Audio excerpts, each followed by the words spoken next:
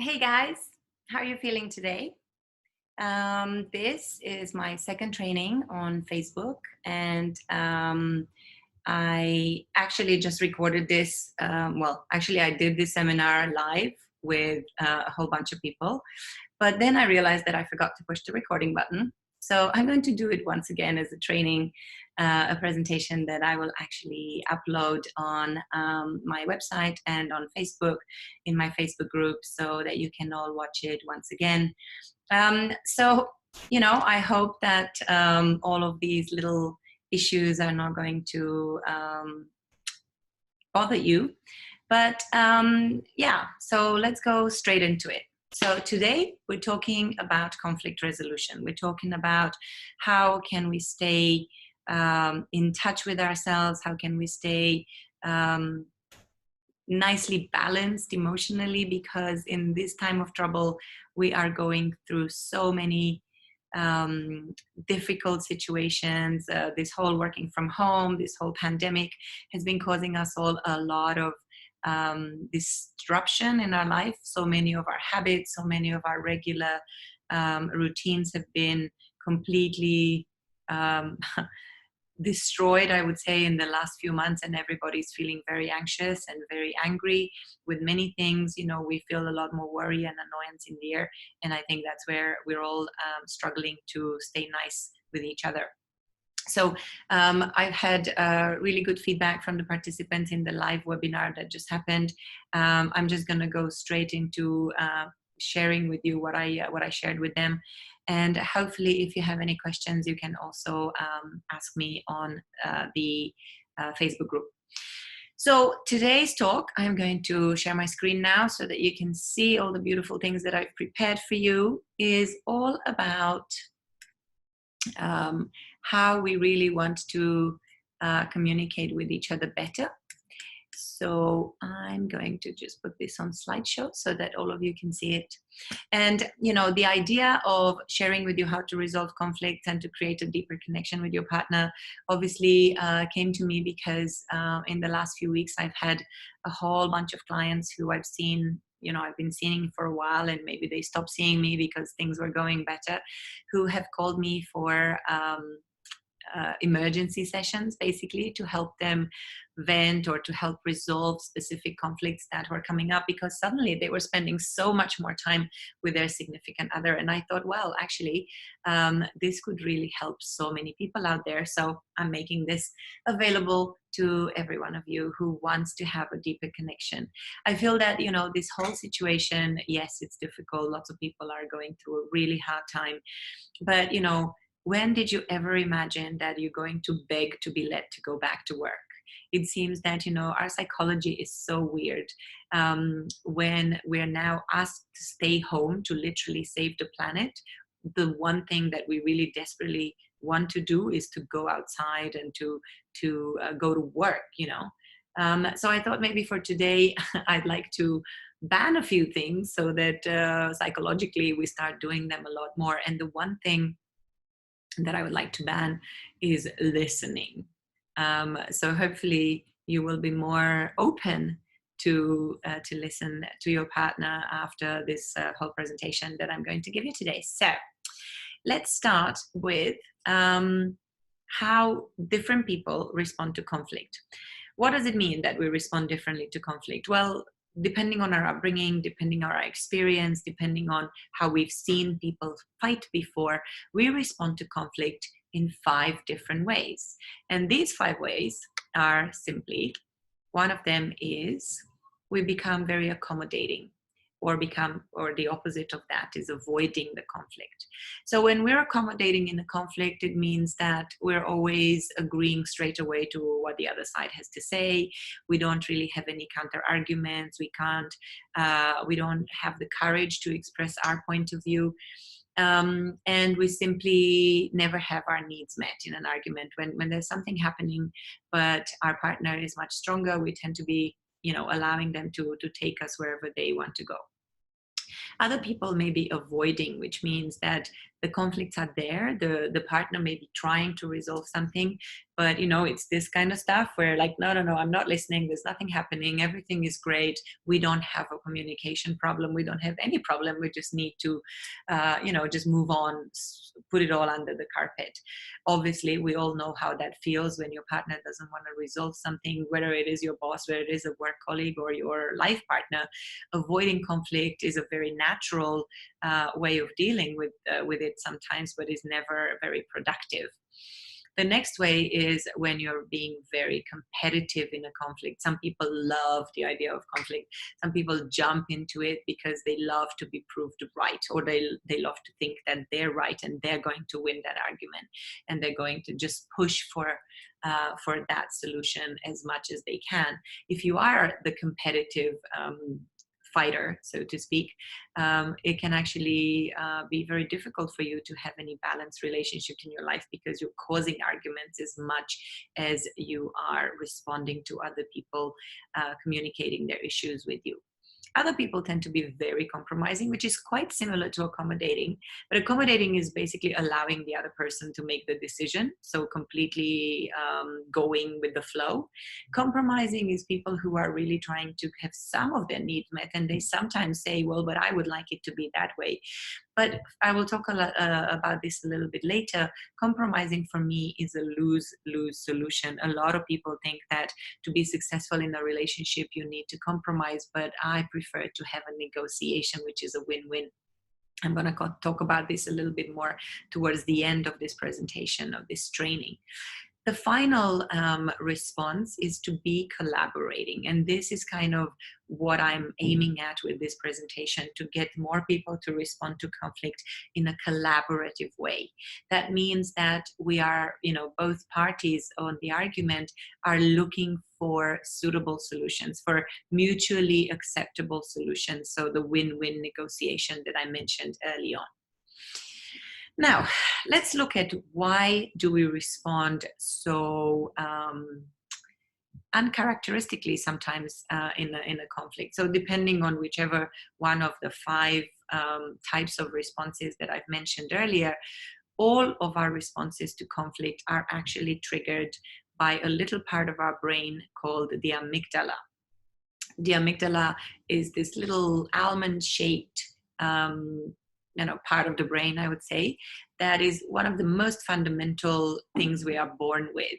So it is the part of the brain that is responsible for our survival. So it is the part that is literally like a fire system, like a fire alarm that is constantly on and on and on, looking around, scanning for danger to make sure that there's nothing that is attacking us or something that is likely to kill us, something is hiding in the bushes. So it is essentially always on, regardless of whether we're asleep or awake. And it triggers an immediate physical reaction in the body. And it is a very beautiful, it's a really, really important part of our bodies, because it keeps us alive. Its job is essentially to keep us alive. The moment the amygdala is triggered and responds with this fight or flight, it pushes a huge amount of adrenaline into our body, and it gives us this superpower, which makes us able to run at inhuman speed to escape the lion, or to actually find the energy to fight maybe a much bigger adversary. The problem with the amygdala is that in general, it is an instinctive response of our body. We are not able to control it consciously. We cannot say, okay, now I'm triggering my fight or flight. If you've thought about it, it's actually because there is a different part of our brain that has been engaged, and I'm going to talk about that in a minute. But essentially, the job of the amygdala is to respond to triggers. So like I said, it's a bit like a fire alarm system that keeps scanning the environment. Now, because we don't live in the plains of Africa anymore, and our survival is not threatened by tigers and mountains and elephants on a rampage, the things that we believe are going to kill us are if a boss sends us an email where we interpret some sort of threatening tone, or we see that our significant other is not looking very happy with us, or they're huffing and puffing, and we're immediately thinking that it's gonna be some sort of response that I'm gonna have to fight with. So in order to stop the damaging effects of reacting instinctively in a fight, we need to engage a part of our brain that is called prefrontal cortex. You can see where it is here on the picture.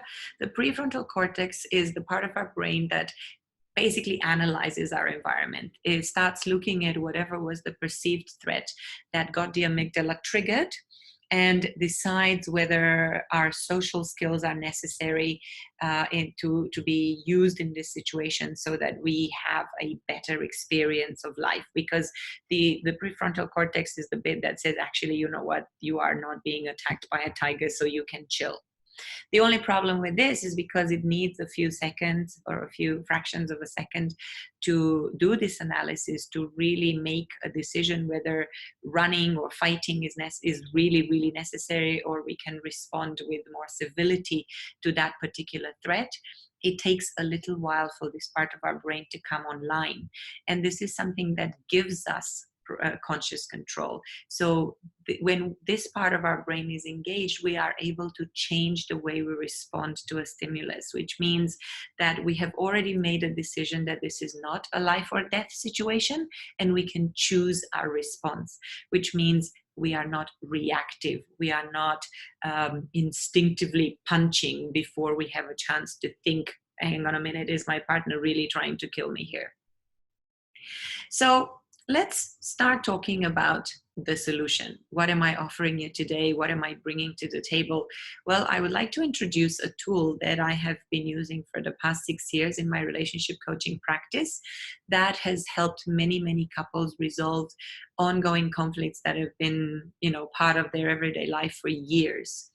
And this tool is simply called the communication map, and it's literally a map. It's a step-by-step process that is all captured in one page, which I can send to you if you're interested in using this in your own life, that allows you to communicate better with your partner, to create deeper intimacy, to understand each other better, and to resolve whatever ongoing conflict you have.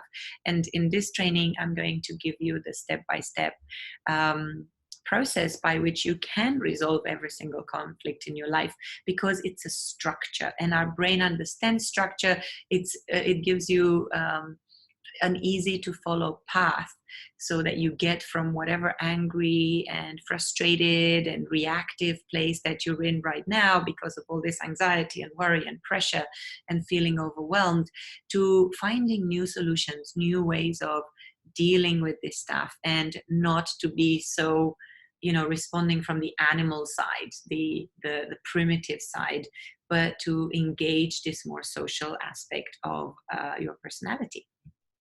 So let's see, who is this helpful for?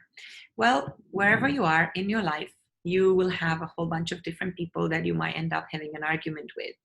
They could be your neighbors, they could be people in the street, they could be your boss, they could be people in your team, or a partner, your children, your parents, or your friends. With all these people, anytime you are experiencing an issue, there will be a problem of communication, you can use this step-by-step process and resolve that conflict in a way that is positive and different. And you no longer need to say, oh, but we tried everything and it didn't work, because I know that's what everybody says when they come to me. So let's start. But before we start, actually, I would like to explain a few things that I found to be really, really important when I discuss this with my clients. So the first things are, there 9 rules of the road, as I call them. They're really things that we need to understand about conflicts. And the first thing that you really may not be aware of is that when you're experiencing an issue that is causing arguments, that is causing conflicts, it's because there is a need that you have that is not being met in your relationship. It may be a need for more attention. It may be a need for affection, for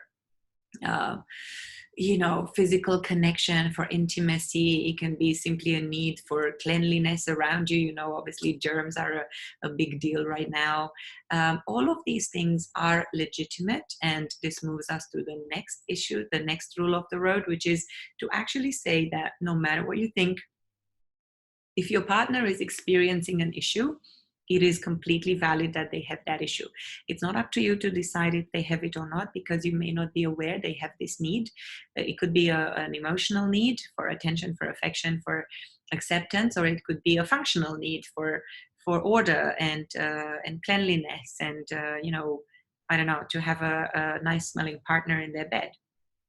So just remember, in any argument, whatever the partner is experiencing, it is valid that they have that issue. So you can't really dismiss it and say, oh, that can't be true. I never do that. Well, you may not, but they will interpret it that way.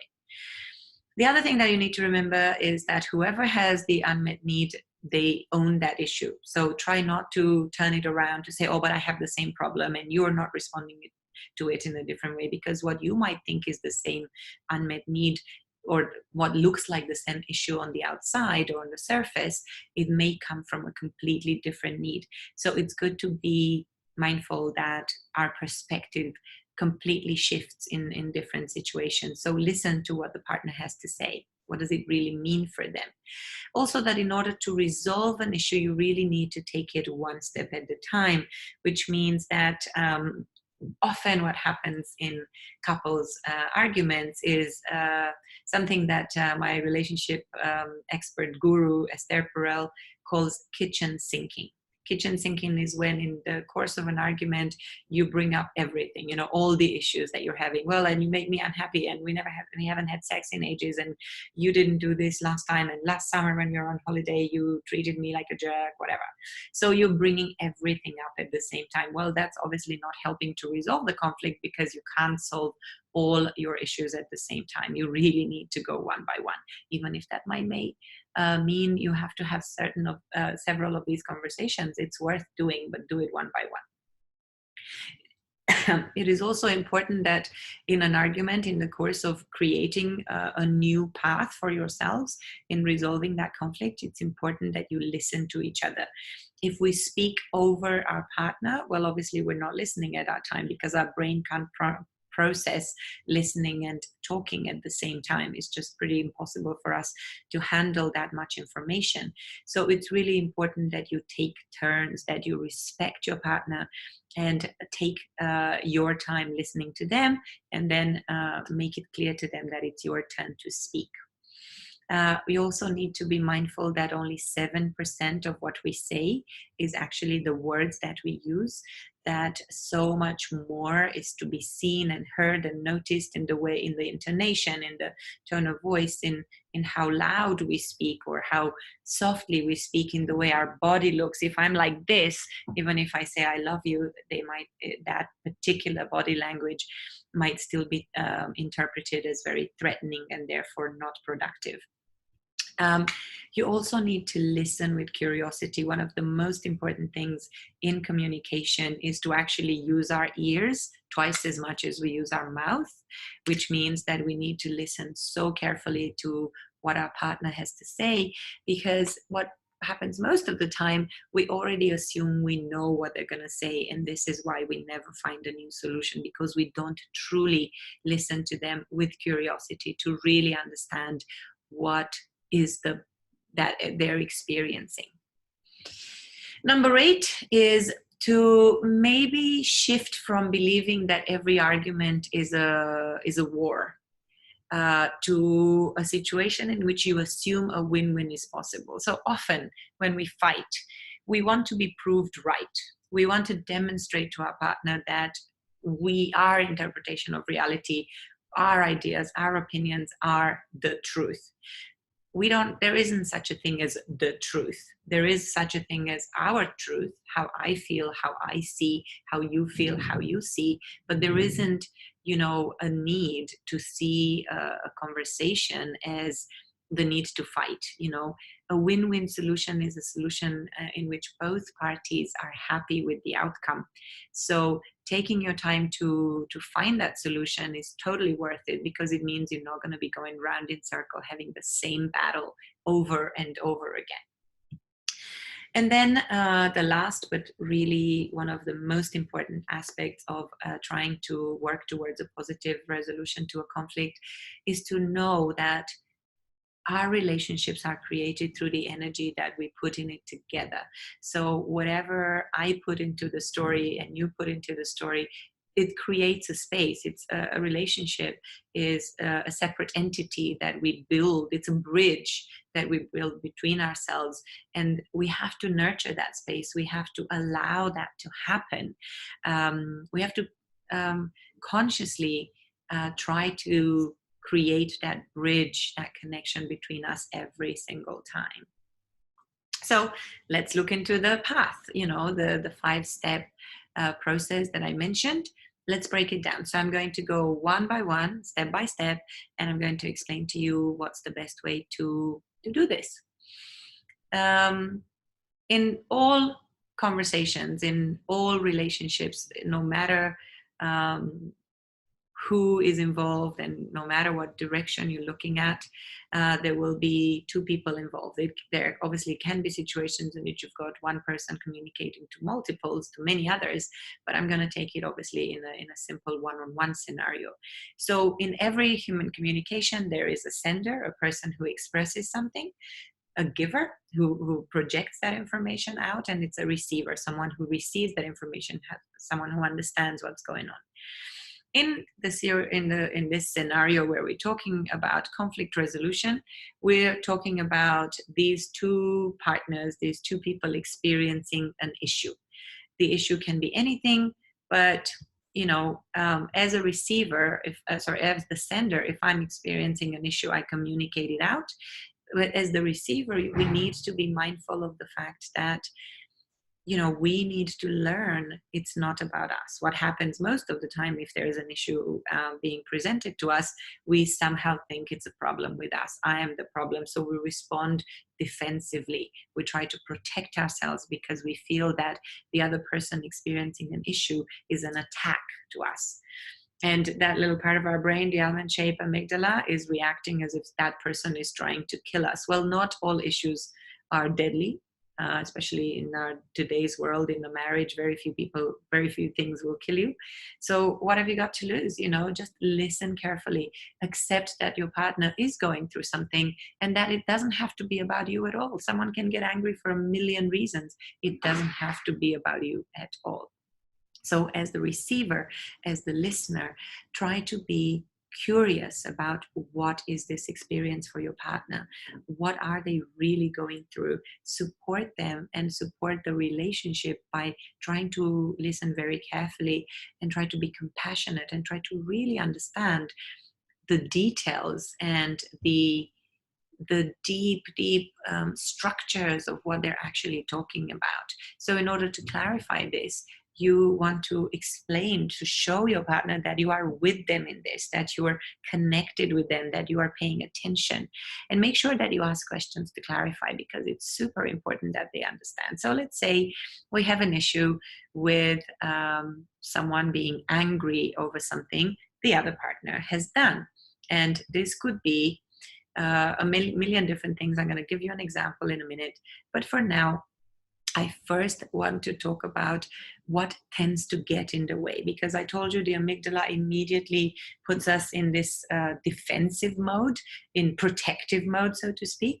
It gets us to start finding ways to stay alive, essentially. So the most common roadblocks that appear in any kind of conversation are the following. The first one is judgment. So when something is happening and we're not happy with it, we tend to make a judgment of the other person. We tend to blame the other person. So for example, if someone is doing something that doesn't agree with our view of the world, we might say, oh, you're so selfish, you're such a jerk, you're an idiot.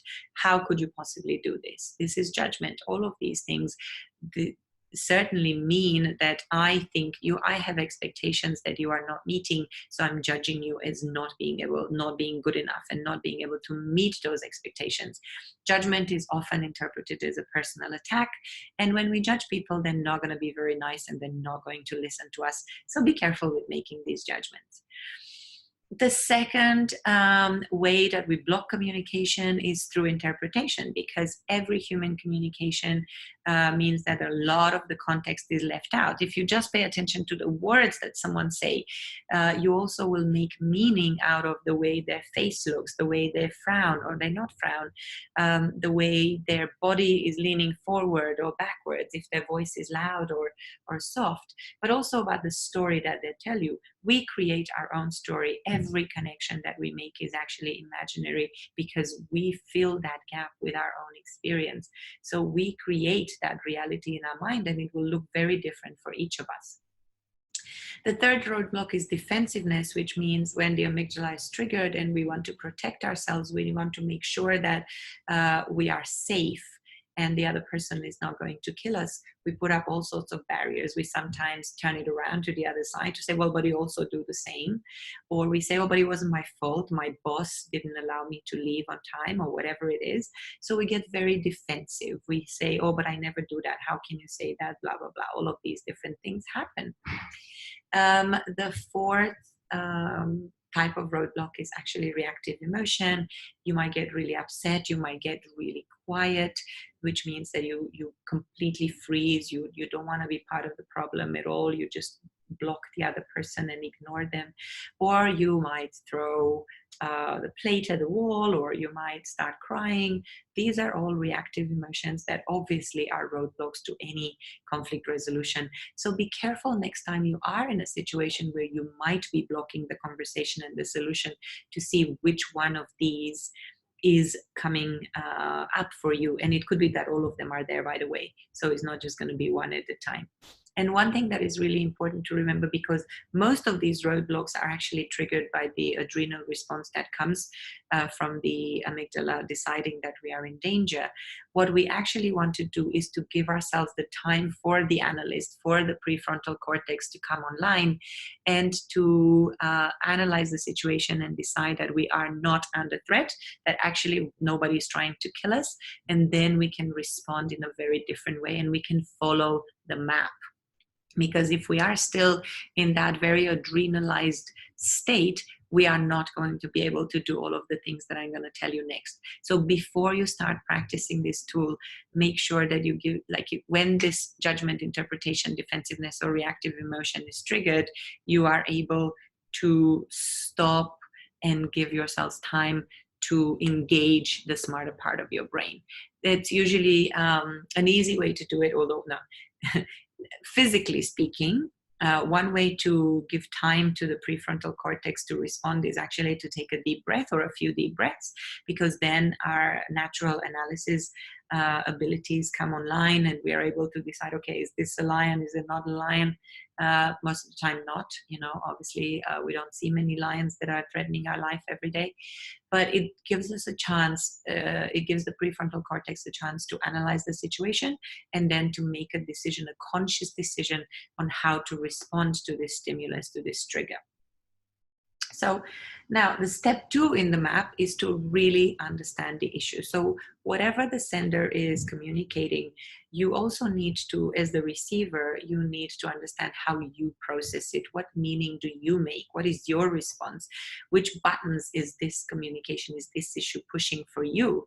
Because of course, people that we love tend to push most of our buttons, tend to bring up a lot of stories from our past. So it is important for you as the receiver to spend some time and think, okay, what does this really mean to me? How can I respond to this better so that it gets a different answer? And one way that is really important, one thing that is really important for you to understand is if you are a talker or a thinker. So how do you process information? Talkers are the ones who would be immediately responding. They will talk themselves through the analysis. Their prefrontal cortex will be verbalizing the analysis that is making. Oh, so yeah, you're saying this and you're doing that and blah, blah, blah. Okay, so this is the answer. A thinker, on the other hand, will be very quiet, will possibly not respond physically to the argument, to the issue that is being presented. They will analyze it in their head. They will think, okay, give me some time. I need to think about this. I'm not quite sure yet that I understand your problem. And when they get to the end of that analysis, they are able to quickly summarize it and say, oh, and this means X, Y, Z. So it is important that in your relationship with a particular person or in yourself, you know if you tend to be more in the thinker side or in the talker side. Are you the kind of person that gets more out of talking to other people, talking through your ideas and getting something at the end? Or you're the sort of person that prefers to stay in their own world for a while, analyze, and then come up with a solution or the communication that they want to give? So first of all, from a receiver's perspective, in order to really resolve the conflict, we need to make a conscious decision to be supportive of the person who's experiencing the issue. So the support is, help me understand the issue, because the biggest problem that we all have in conflict resolution is that actually we do not speak the same language. When one person expresses an issue that they're having, they may not be aware of what need is not being met. So they are not able to put it into words. So the solution is then something that is not matching. So if I have problem A, but I don't express problem A and it comes across looking like problem B, then the solution is not going to be to problem A. It's probably going to be something that maybe partially meets problem B, but has nothing to do with A. And that's not to do with the way I've expressed myself, but it's maybe a lack of understanding of what the real issue is. So a lot of the work that I do with clients in conflict resolution is help them dig deep, several layers deep, 5 layers of why, if you like, to really understand what's going on. So keep asking yourself, I'm angry with my husband for being late. Why? What makes me really angry about that? And then whatever the answer is, ask yourself, why does this happen? And why does this happen? But from a receiver perspective, going back to that, you really want to be sitting back and listening. And when I say listening, I mean listen to understand, not to reply. What we tend to do is to listen to the first, 5-10 words of what the person is saying, then make the assumption that we already know what the issue is, which in 90% of the cases we have no idea, even though we've heard that argument many times before. And then we start thinking of our answer. If it's a conflict that has been going on for years, we already have a rehearsed answer, and every time we just keep practicing it up in our head. And the net result of that is that we missed 90% of what the other partner was saying. So we actually have no idea what the issue is. The second part is, if we've heard it many times before, we think we already know. So we prejudge that. We say, oh, she's going to be pissed off with me because I'm late again, or because I didn't text her, or because I didn't call her. Oh, I know what she's like when these things happen, blah, blah, blah. So this is prejudgment. We already think we know, therefore we don't listen anymore. But how do you know that it's a new problem? How do you know that it's the problem? It's possible that it was the one that you heard before, but maybe you never really understood what it was all about. So the best way to do it is to ask questions, to clarify that what you're hearing is what your partner is meaning, because we very often create our own vision of what a person is saying through interpretation, which is one of the the roadblocks that I mentioned earlier. So moving on to step 3, the sender needs to be able to communicate the issue in a way that it's clear for the receiver. Now, if you know what the unmet need is, it will be easy to communicate the issue. But most of the time we don't know that, and we also have very poor communication skills. So we tend to say it in ways that are not very productive and that trigger the other partner into defensiveness, interpretation, reactive emotions, and all that stuff. So let's take the case where you as the receiver are able to help the sender communicate the issue that they're experiencing. So I mentioned earlier that in order for a solution to be found that is working and that resolves that conflict once and for all, there needs to be deep, deep clarity about the issue so that you know exactly what's going on. One way, there's 2 tools that I use to help clients clarify the issue. One of them is a paradigm called facts, judgments, feelings. So I'll explain what it means. In any human experience that we have, there's going to be a bunch of facts that are verifiable and physical and easy for everyone to see. Let's say the issue that these two people are having is that the husband is late for dinner.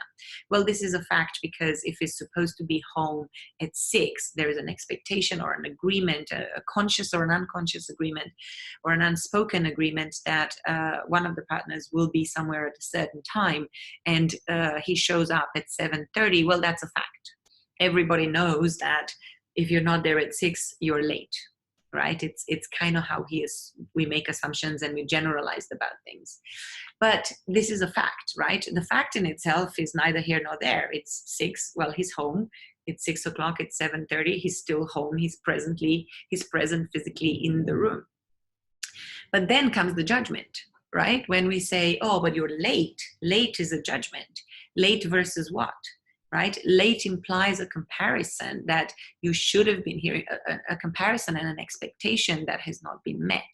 So I'm making a judgment that, oh, because you're late, I also think that you're inconsiderate, that you're unreliable, that you're a jerk, that you're selfish, that you don't love me, that you don't care about me.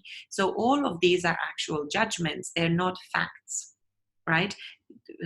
Selfish is a judgment, late is a judgment, all of these things. And all of these judgments cause certain feelings for me in my body. So if I think someone's late, that pisses me off. If I think someone is unreliable, it makes me angry. If I think someone doesn't love me, it makes me sad and disappointed. So the feelings that are triggered by my judgment, they are triggered by the judgment, not by the facts. So in any argument that you're facing, try to focus on the facts, and that's how we're going to get to the issue. Then if you have the issue, let's say the issue is I'm feeling angry because my boyfriend came home late. It's good to ask yourself why. What makes me angry about this situation? Well, actually, I'm angry because he should have been here at 6, and I expected him to be here at 6 because I needed him to help me with the kids. Well, okay, why? Why do I have this expectation that he has to help me with the kids? Like, well, I didn't sign up for raising my kids all by myself, right? So like, well, why is this a problem? Well, it's a problem because when we started our relationship, we agreed that we're going to share our domestic chores in certain ways and so on. So I think you get the picture. We don't need to go too deep into this. But the more you ask yourself why, and you go to several layers, usually 5 levels of why, you tend to get more to the reality of what is really happening there. So let's say that we have this issue where someone was late and they didn't call the wife, and the wife was worried. So the next step is really to give validation to each other, to clarify with each other what is really going on. So the receiver will give validation to the sender to say, oh, I understand that you had a problem. I understand that you had a problem with me being late, but what about me being late is the problem? What is bothering you about this? Because there could be many, many different reasons why me being late is a problem. Well, the wife might say, well, because I was worried about you, of course. And then as the receiver, he say, okay, so let me get this straight. I was late, I didn't call you, you were worried about me. Is that the issue? Then the wife might say, actually, to be honest, the reason I was annoyed with you, or I was worried about you, was because I actually cooked a nice expensive dinner for you as a surprise for our anniversary, and now it's ruined, and actually that makes me angry, and that makes me feel that you don't care about our relationship and all that stuff. So there's all these different steps that you can take in that communication with a partner and understand what the real issue is. So as a sender, as a little review, and also as a receiver, the most important thing that you need to consider is to get clarity about the issue. Both from the sender perspective, you really need to know what exactly is making you upset, or is making you angry, or is making you sad about the situation. And then find the vocabulary, the words to express that, so that your partner really understands what that means for them. Be sure that they get it, and keep supporting each other in explaining what the issue is by giving each other validation, by listening, by mirroring and clarifying what exactly is happening for the other side. And then on step 4, the communication map guides you back to the sender, where the sender has to be the one making a specific request on how their need would be met, because they are the only ones who know how that need will be met. But obviously, I've said it before, in order for you to get an idea of how a certain need can be met, you need to be really clear about the need. So do the exercises that I mentioned before, focus on the facts, ask yourselves why, and figure out what would be the way that that need needs to be met, the way you would like that need to be met.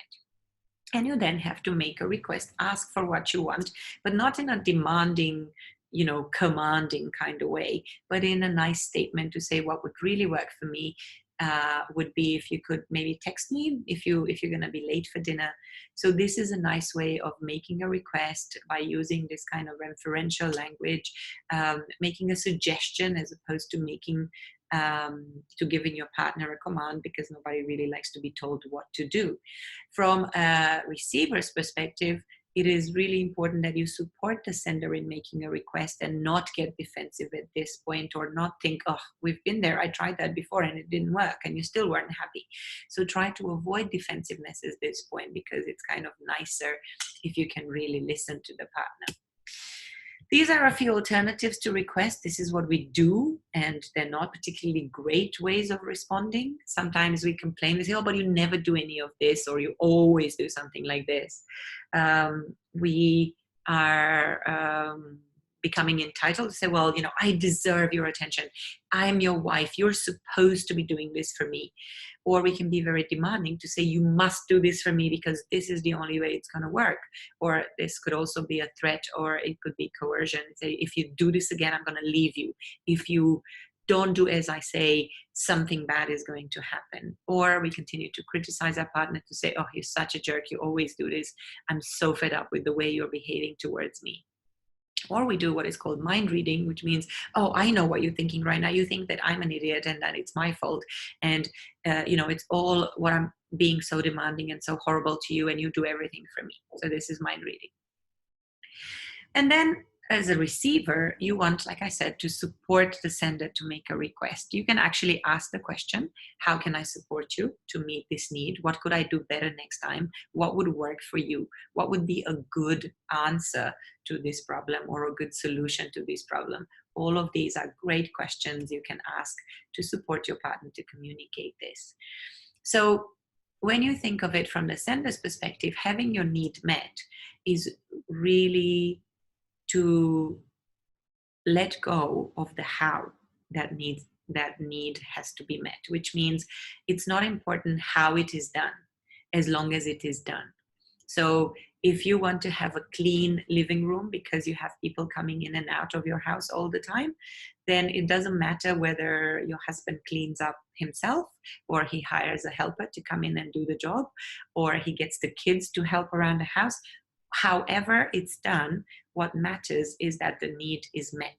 So focus on that and don't get stuck on it must be this way. The moment we put ultimatums in front of our partners or anybody in our life, the moment we say, well, it can only be done this way, otherwise I will not accept it, then we're actually getting in the way of finding resolution to that conflict. So let go of this attachment to how, and focus on what you need, and be open to it being resolved in many, many different ways that you have not yet considered, because this is why you've been going around in circles. So how to respond to a request? As a receiver, very often we start analyzing that situation versus what we are willing to do versus what we think the right answer is, and then say, yes, but I don't want it that way, or it has to be done this way, or that wouldn't work because we've tried it before. So the best way to answer a request is to give what is called an unqualified yes, which means, yes, absolutely, darling, I'm totally prepared to work on this with you. If the solution that is being proposed by the partner isn't 100% acceptable to you, or isn't something that you think you can ever provide, it's okay to propose a better solution. You can have an alternative.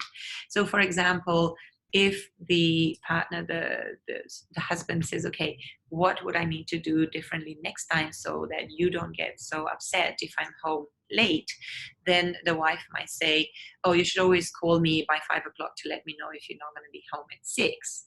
Okay, so the husband would say, all right, well, okay, that makes a lot of sense. It is possible, though, that I will not be able to call you all the time because I may be in meetings or something like this, but I will send you a text. How does that sound? And then this is the step 5, which is when you negotiate, where you find a win-win solution, where everybody's getting what they want, and where you actually need to push yourselves to find new options, third options, fourth options. Give yourself time, because what normally happens, we get stuck in certain ways, in the ways that we thought it needs to happen. So be patient and give yourself a chance. And the last 2 words is like, try to never say no in these situations. Always say yes. How about we try something like this? Propose a counter solution and stay committed. There's a difference between promise and commitment. A good agreement is one that you can keep and you can repeat and you can keep doing it every single time. And that's the end of it. I've had a couple of comments before. A lot of people said that it would work. One of the questions was, where am I going to post this? I will put this in my private Facebook group and you can share it with people. And I will also, on request, send a PDF version of the communication map. If you need any help getting to the bottom of the issue, obviously, you can always PM me and I can help you resolve any conflict. And if you have any other questions about how to get yourself more intimate with your partner, I will be here, and I'll be doing another training next Friday and a Facebook Live on Tuesday, which I will communicate on Facebook again. So thank you so much. Have a wonderful evening, and try these techniques, see if they work for you. I hope they work. I know they work because they work with so many other people. Have a beautiful weekend, and I will see you on Facebook very, very soon. Take care, everyone. Have fun.